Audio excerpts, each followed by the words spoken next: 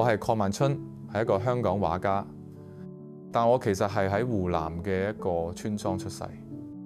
80、90年代嗰度一切都好純潔，有山有水有河流，可能接觸得多，所以我好鍾意自然嘅環境。我嘅作品入邊經常會出現石頭、水或者係一啲植物。我好想將我對家鄉嘅回憶放喺我嘅作品入邊。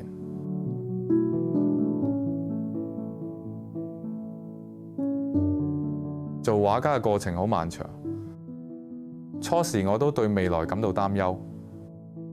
當其時我睇到一本關於文人畫嘅書，本書係用哲學嘅角度去睇文人畫。咁我睇到之後就開始理解文人畫背後係諗啲咩嘅。原來好多以前嘅畫家面對嘅情況仲坎坷，但係佢哋有方法超越自己，令自己唔使咁憂慮，心靈得以喘息之後就可以重新出發，積極咁面對人生。佢哋為我帶嚟好重要嘅啟發，所以我啲作品背後其實都受文人畫影響唔少嘅。就好似吳鎮嘅漁父圖，就算啲波浪係幾咁危險，個漁夫都依然係好瀟灑寫意咁樣去釣下魚、飲下酒，喺危機之中依然保持內心嘅平靜。我自己都睇到好感動，幅畫帶俾我好大影響。我都希望追求有詩意同令內心得到平靜嘅畫面。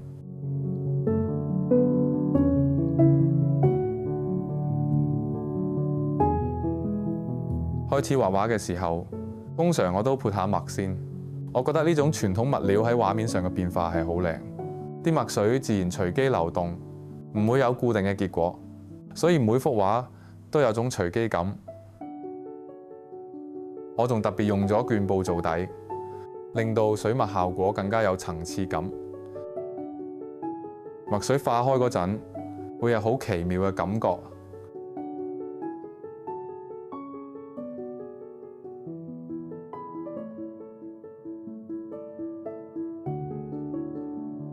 我潑完墨之後，都會勾返啲樹枝、石頭同花出嚟。過程中我會做啲簡化，畫出嚟同現實係有分別嘅。現實嘅景物太過雜亂，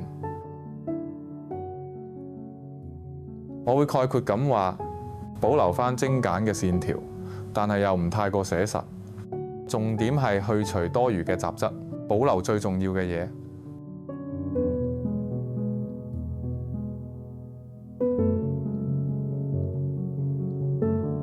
為咗揾靈感，我之前去咗日本寫生。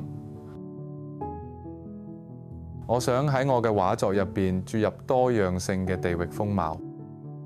我發覺日本啲鄉下地方同我家鄉都好似，自然景觀都係好靚。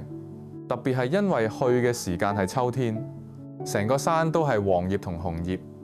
當陽光打落去成座山嘅時候，睇到一片金黃色嘅山嶺，我覺得啲顏色好靚。去完日本之後，我就開始用更鮮明嘅顏色嚟創作。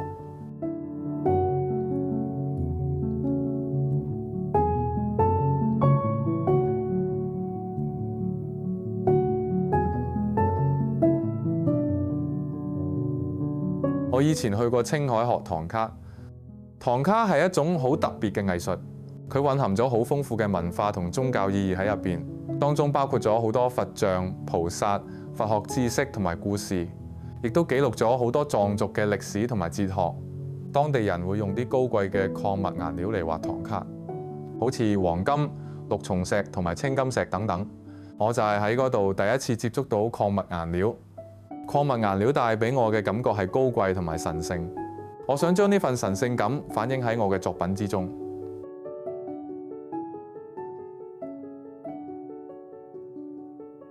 雖然礦物顏料嘅特性同埋水墨係差好遠，但兩種都係傳統嘅表現形式。我想將呢兩種物料一齊放喺我嘅作品入面，將兩者互相融合，達到一個和諧嘅畫面。我認為應該吸納古今中外嘅知識，需要溫柔咁由傳統過渡到現代。我相信喺傳統入邊可以揾到一啲啟發。值得我哋喺呢個時代思考同埋回應。